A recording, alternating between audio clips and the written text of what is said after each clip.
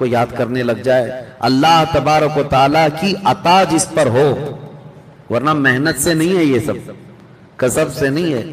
کبھی آپ نے قرآن اٹھا کر کے دیکھا، اتنا موٹا کلام ہے، اتنی موٹی کتاب ہے، اور وہ بھی میری لینگویج میں نہیں ہے، ہماری زبان نہیں ہے، پوری ٹوٹل عربی ہے، اور اس میں مزید یہ کہ سیم ملتی جلتی آیتیں پتہ نہیں کتنی جگہ ہیں، مشابہات، اور یہ تمام چیزیں قرآن پاک میں 30 پاروں کو، ایک پارے کے اندر 20 صفحے ہوتے ہیں، اور اخیر کے 2 پاروں میں 24 صفحے جو حافظ قرآن ہیں اس میں۔ اب آپ اندازہ کریں یہ قرآن کے صفحات کو اگر آپ کاؤنٹ کریں گے تو کتنے ہو گئے؟ تقریباً 610 کے آس پاس صفحات ہیں قرآن پاک کے، اور اتنے موٹے ضخیم قرآن کو محفوظ رکھ لینا اور اس کو پھر نمازوں میں سنانا، یہ میں اپنی فضیلت کے لیے نہیں بات کر رہا ہوں، بلکہ میں انسان ہوں، حافظ قرآن جو ہیں وہ بھی انسان ہیں، جہاں پر بھی ہیں ان سے خطائیں ہوتی ہیں۔ آج اللہ کریم کی بارگاہ میں ہم یہ توبہ کرتے ہیں کہ مولا ہم سے بھول یا خطا جہاں کہیں ہوئی، میں نے ختم قرآن کی دعا میں سب پڑھ لیا کہ اگر ہم نے کہیں بغیر مد کے مد کر دیا، کہیں تشدید نہیں تھی تشدید کر دیا، یا جزم نہیں تھا جزم کر دیا، یا پھر جو اعراب میں ادھر ادھر کچھ ہوا معنی کی تبدیلی کے بغیر ہم سے اگر ایسی خطا ہوئی ہے تو مولا سب خطاؤں کو معاف فرما دے۔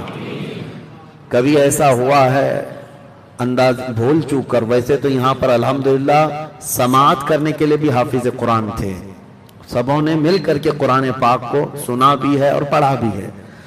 ایک بات میں آپ کو کلیئر کر دوں، عام ہمارے ہاں مینٹیلیٹی ایسی بنی ہوئی ہے دماغ میں کہ اگر کسی حافظ کو لقمہ دے دیا، ارے لقمہ مل گیا، لقمہ مل گیا۔ لقمہ کیا ہے؟ کھانے کا لقمہ ہے؟ آپ کو کیا لگتا ہے لقمہ پیچھے سے دے دیا تو مطلب ہے کہ تیر چلا دیا؟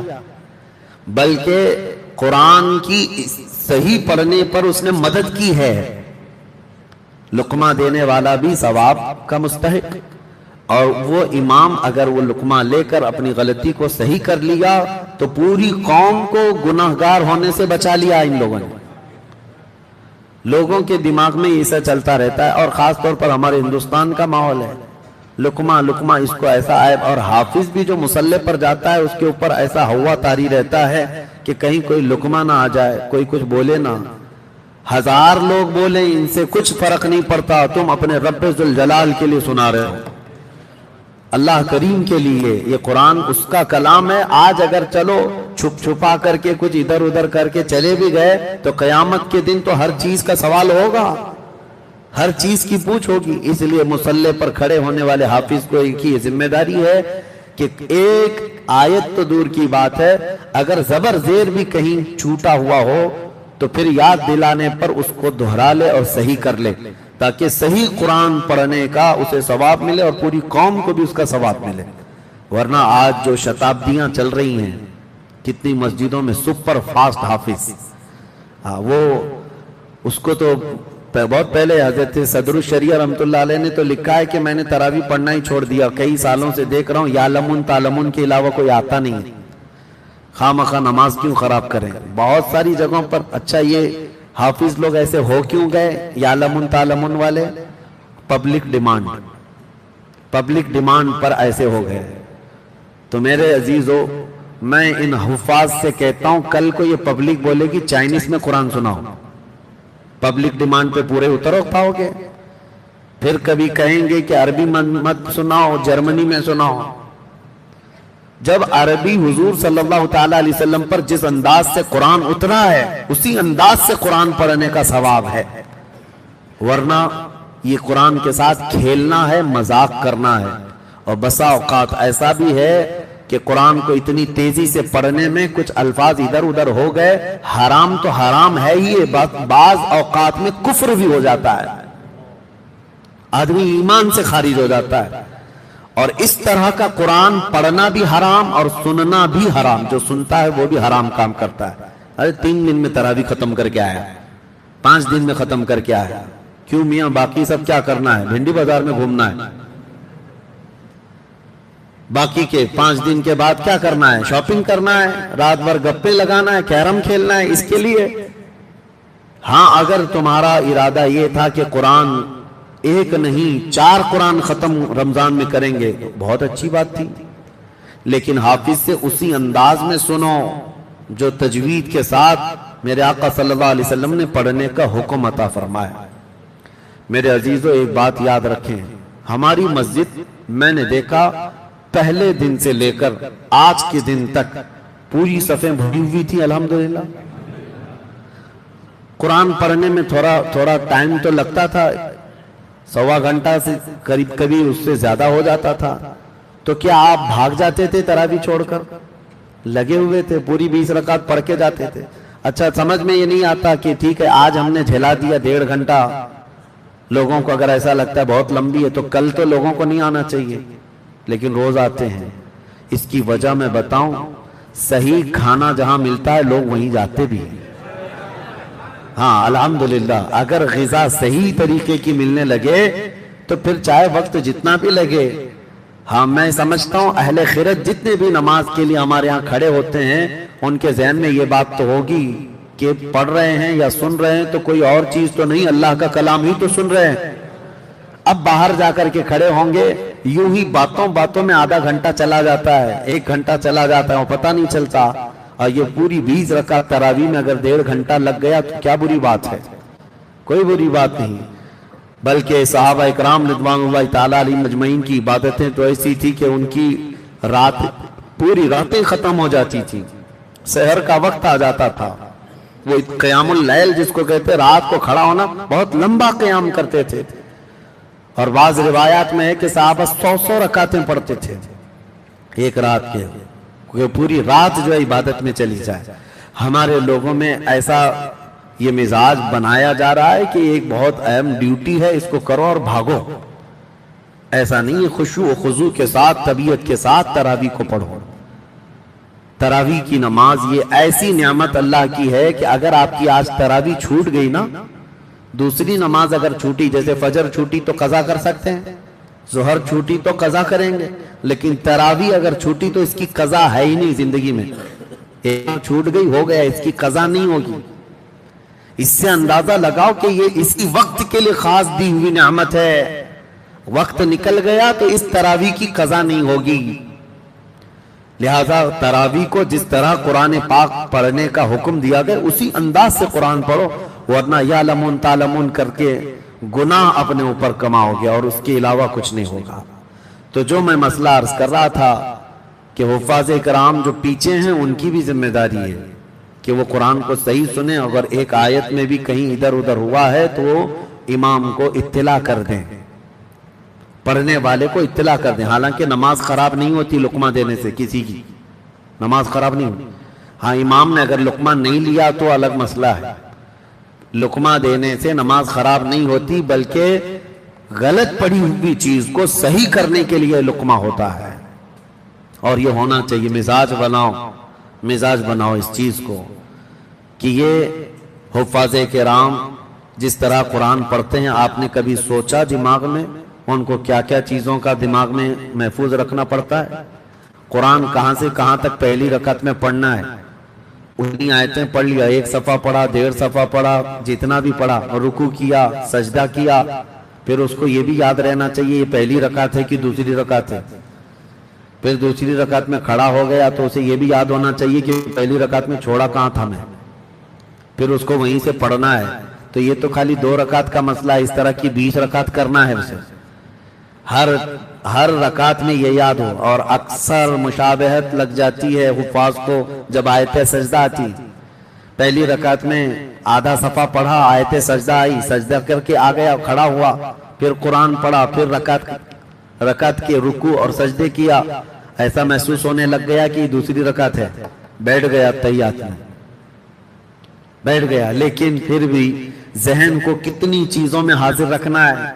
آیت سجدہ آئی تھی تو پہلی رکعت میں آئی تھی یا کبھی دوسری رکعت میں آئی تھی، رکوع رکعت گنتا بھی رہے وہ کہ پہلی رکعت ہے کہ دوسری رکعت ہے، سجدے مس ہونے نہ پائیں، یہ تمام چیزیں ہیں۔ اس کے بعد پھر وتر کا خیال رکھے کہ 3 رکعت پڑھنا ہے، دوسری پہ کھڑا ہونا ہے، تیسری پہ کھڑا ہونا ہے، پھر سورہ فاتحہ بلند آواز سے اسے پڑھنا ہے اور دعائے قنوت بھی پڑھنا ہے، رکوع میں نہیں جانا ہے۔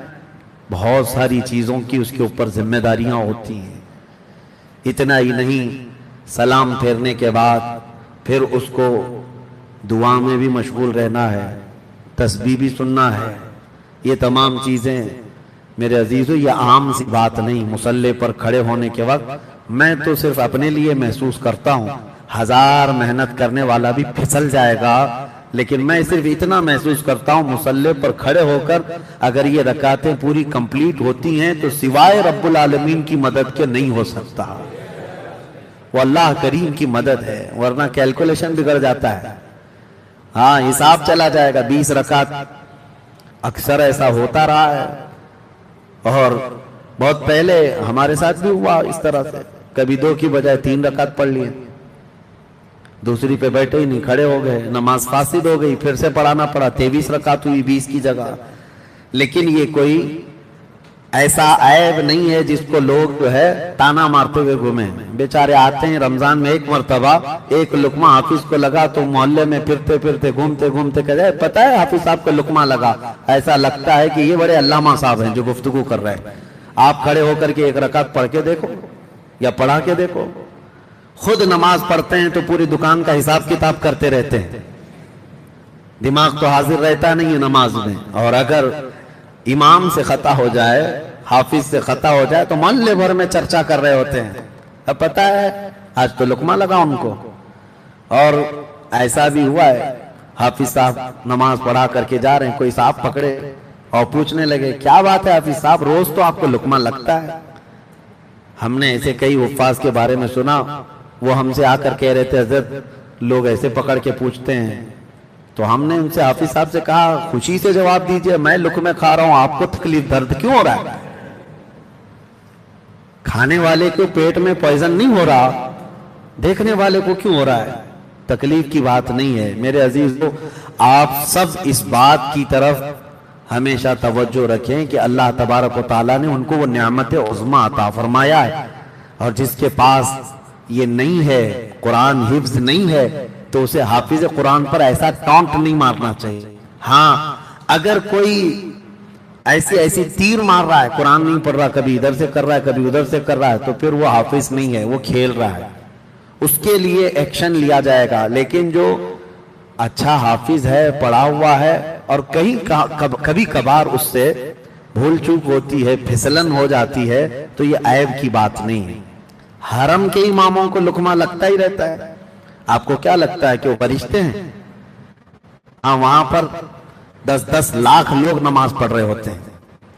مکہ مکرمہ میں ہو کہ مدینہ طیبہ میں، مسجد نبوی میں، وہاں کے امام ان کی بھی بڑی ذمہ داری ہے. صرف وہ حرم میں موجود لوگ نہیں ہیں جو وہاں پر ہیں، وہ تو لائیو چل رہا ہوتا ہے، دنیا بھر میں دیکھ رہے ہوتے ہیں. تو پتہ نہیں کتنا بڑا دماغ پر بوجھ رہتا ہے کہ پوری دنیا دیکھ رہی ہے. اس کے باوجود بھی ان کو قرآن میں خطا ہو جاتی ہے. کبھی آیت بھول گئے، پیچھے سے 10 لوگ بول دیتے ہیں، لیکن اس کو عیب نہیں. بادشاہ نے دوسرے دن کہہ دیا امام صاحب کل سے مت پڑھانا. ایسا نہیں ہوگا، بلکہ اس کو اچھا سمجھا جاتا ہے. اچھا سمجھا جاتا ہے کہ قرآن پاک کو انہوں نے غلط مار کے تو نہیں کیا، کم از کم صحیح کرنے کے لیے چاہے 2 بار یا 3 بار لقمہ لینا پڑا، لیکن آیت کو صحیح کر کے نماز کیا. ہاں بلکہ ابھی میں ایک کلپ دیکھ رہا تھا، حرم کے ایک امام، بہت پرانا امام ہے، اور سورہ بقرہ شروع کی، الف لام میم ذالک الکتاب لا ریب فیہ. کیا ہے؟ آپ لوگ قرآن حافظ نہیں ہیں لیکن اتنی ایک آیت یاد ہے آپ کو، ہدی، اور وہ 25 سال سے امام ہے لیکن وہ نماز میں بھول گئے اس آیت پہ، ہدی للعالمین پڑھنے لگا. عیب کی بات نہیں ہے. ہو سکتا ہے کہ کبھی سورہ فاتحہ میں غلطی ہو جائے، انسان ہے کبھی بھی پھسل سکتا ہے. میں نے ہمارے استاد سے ایک بات سنی تھی بچپن میں، جنہوں نے مجھے حفظ کرایا. کہا کہ ایک باپ اور بیٹے تھے، دونوں بڑے پکے حافظ تھے. باپ نے کہا مجھے قرآن پورا ایسا یاد ہے جیسے سورہ فاتحہ یاد ہے. بیٹے نے کہا مجھے تو پورا قرآن ایسا یاد ہے جیسے قل هو اللہ کا سورہ یاد ہے، سورہ اخلاص کی طرح. باپ نے کہا چلو سناؤ دیکھتا ہوں.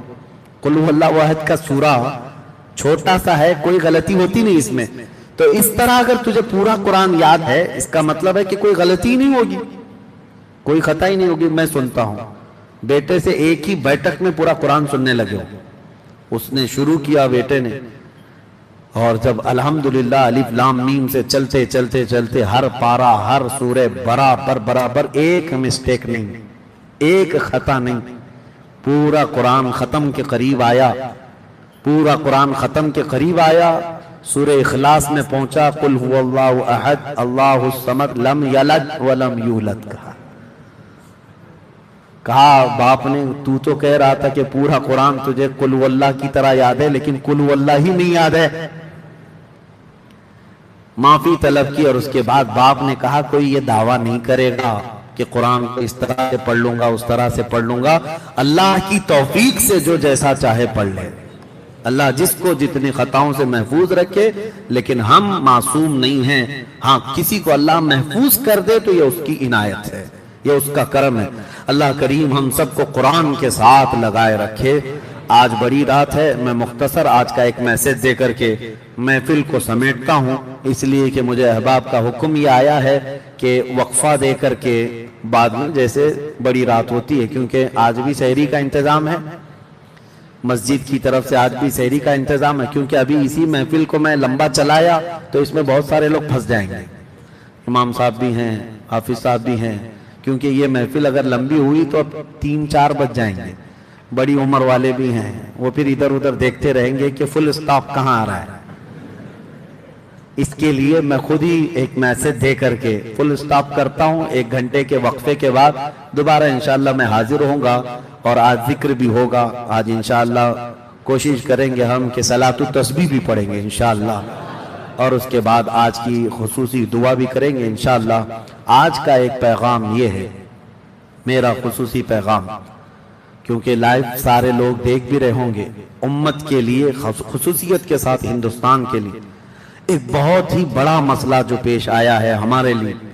دیکھیں بہت سارے طوفانوں میں ہم گھرے ہوئے ہیں. آج سب کو پتا ہے دین اسلام کے دشمن بناتے ہوئے پھر رہے ہیں. کبھی حضور کو نشانہ بنائے عزت کا، کبھی اسلام، کبھی قرآن، کبھی خدا کی ذات. یہ سب چیزیں چلی رہی ہیں. ان سب چیزوں میں ایک اور شعبہ انہوں نے شروع کیا، وہ ہماری باحجاب عفت معاب خواتین اور ہماری بچیوں کو کافر بنانا اور ان کو بھگا کر لے جانا اور ان سے شادی رچانا اور پھر ان کے ساتھ بلاತ್ಕಾರ کرنا اور پھر ان کو بے یار و مددگار چھوڑ دینا. ابھی میں آج دیکھ رہا تھا ایک بڑے اخبار والے نے دعویٰ کیا ہے کہ پچھلے 1 سال میں 40,000 مسلمان لڑکیوں کو مرتد بنایا گیا. 40,000 کے قریب. میرے عزیزو، قوم کے غیور افراد، کیا تمہاری آنکھیں نہیں بھیگتی اس چیز پر؟ کیا تمہارے رونگٹے نہیں کھڑے ہوتے کہ ہماری بچیوں کا فیوچر اتنا خطرناک ہو گیا ہے؟ یہ ظالم کتے ہمیں الزام لگاتے تھے کہ لو جہاد کرتے ہیں، لو جہاد کرتے ہیں، اور اس کی آڑ میں اب یہ کھلے عام یہ کہنے لگ گئے کہ مسلمان لڑکیوں کو بھگا کر کے لاؤ تو تمہیں 2 لاکھ روپے دیے جائیں گے، فلاں فلاں. ان کی بہت ساری سنگٹنیں ہیں، تنظیمیں ہیں جو اپنے نوجوانوں کو آوارہ کتوں کی طرح چھوڑ رکھے ہیں، اور باضابطہ ان کو تربیت دی جا رہی ہے کہ کالجز میں جاؤ، ٹیوشن میں جاؤ اور سوشل میڈیا پہ دوست بنو، فرینڈشپ سے شروعات کرو، اور اس کے بعد دھیرے دھیرے ان بچیوں کو، ان مسلمان لڑکیوں کو ورغلاؤ. ہماری بچیاں جذباتی ہیں، لیکن میرے عزیزو ان کے مرتد ہونے میں یا ان کے بھاگ جانے میں کون سی وجوہات ہیں؟